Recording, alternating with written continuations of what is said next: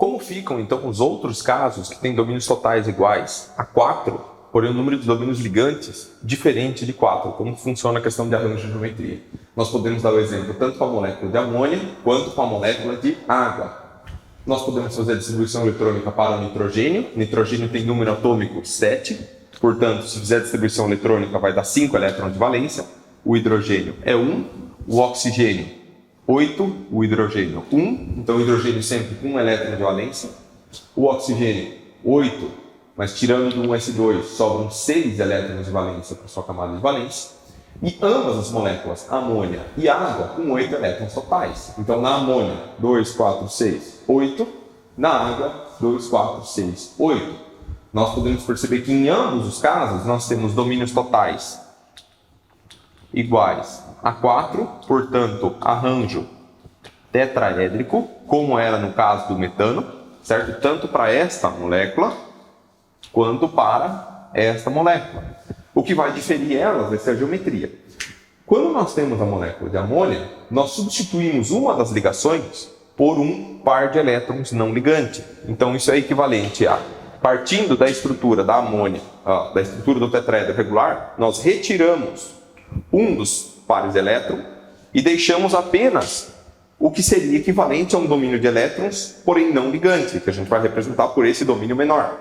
Então nós podemos perceber que a estrutura do tetraedro continua preservada. No entanto, agora esse par de elétrons que está aqui em cima, ele está substancialmente mais concentrado na direção do átomo de nitrogênio.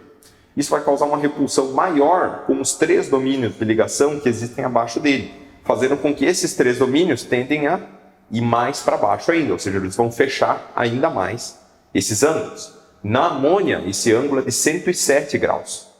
Quando a gente passa para a estrutura da água, nós podemos ver que também são 4 domínios totais. No entanto, ao invés de 4 domínios ligantes, nós temos 2 ligantes e 2 não ligantes, que vai fornecer essa estrutura. Por isso que normalmente a gente já desenha ela com essa angulação aqui. É a angulação característica de observar apenas os átomos. Agora a gente tem que lembrar que os pares de elétron que estão aqui em cima, eles continuam fechando a estrutura do tetraedro do ponto de vista do arranjo, porém não da geometria. No caso da amônia, como que a gente representa isso?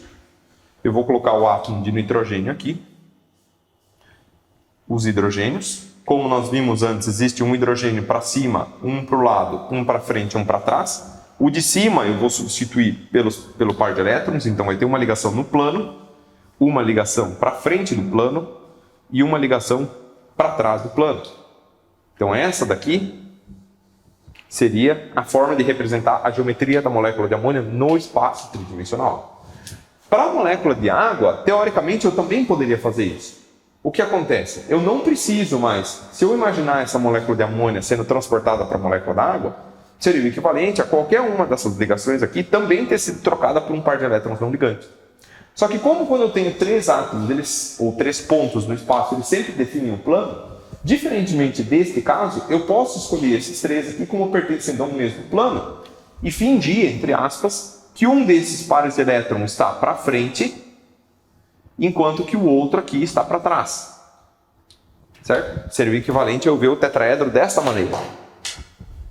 Eu estou vendo a água aqui, um par de elétrons para frente, um par de elétrons para trás. Então, casa exatamente com essa estrutura. Talvez não seja tão trivial de ver quanto no caso da amônia, porque aqui é simples, né? Nós continuamos vendo o tetraedro, mas aqui o tetraedro está apenas deitado. Isso aqui é a parte, digamos, uma das bases.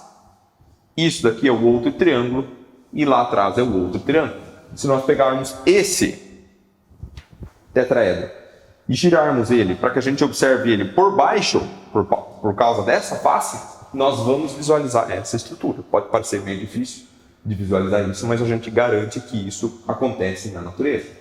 Então, nesse caso aqui, em que nós temos domínios totais, aliás, domínios ligantes, perdão, iguais a 3, o nome da geometria é piramidal.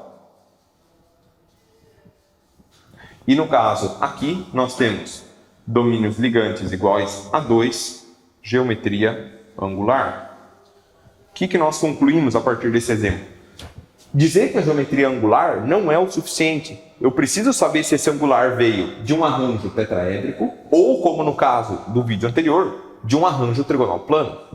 Mesma coisa, dizer apenas arranjo tetraédrico ou arranjo trigonal plano não me dá toda a informação estrutural disponível. Por quê? Dentro do mesmo arranjo, posso ter diferentes geometrias. Por isso que nós temos que aprender os dois conceitos. Arranjo sem conhecer a geometria não é uma informação completa. Geometria sem conhecer o arranjo também não é uma informação completa. Por quê? Esse ângulo aqui na amônia é 107 graus, enquanto que o ângulo aqui na água é 104,5. Então, se eu digo que a geometria é angular, eu preciso saber se ela é angular vinda de um tetraedro, para saber que o ângulo é 104,5, ou que ela é angular vinda de um trigonal plano, que vai ser um ângulo próximo de 120, 118 mais ou menos. Então eu preciso ter as duas informações para caracterizar uma molécula geometricamente com total precisão.